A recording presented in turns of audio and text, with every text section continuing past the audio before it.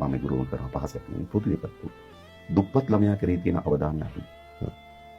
ඔබ වැඩිපුර ආදරය දක්වන්නේ ඔබ පාරේ යනකොට ඔබට ලැබුණොත් ළමයි දෙන්නේ දැක්කොත් ඔබට හොරතල් කරන්න හිතුණොත් මම හිතන්නේ දුප්පත් ළමයි ගාවට යන දින්ද කඩාවිද. ඒ සමාජයේ යට තියෙන මේ පිළිගැනීමක්. දුප්පතාට පොලිසියට ගියපුවාම පොලිසියෙන් දක්වන ප්‍රතිචාර වෙනස්. දුප්පත් කෙනෙක් බැංකුවට ගියපුවාම බැංකුවෙන් දක්වන ප්‍රතිචාර වෙනස්. දුප්පත් කෙනෙක් බස් එකකට නැගපුවාම ඒ බස් එකේ අය ආදියා බලන විදිහ වෙනස්. මම හිතන්නේ අත්විඳලක් තියෙනවා අපි දන්නවා. ඒ නිසා මේ දුප්පත්කමත් එක්ක බැඳුණු විශාල සමාජ පීඩනයක් අපේ මිනිස්සුන්ට.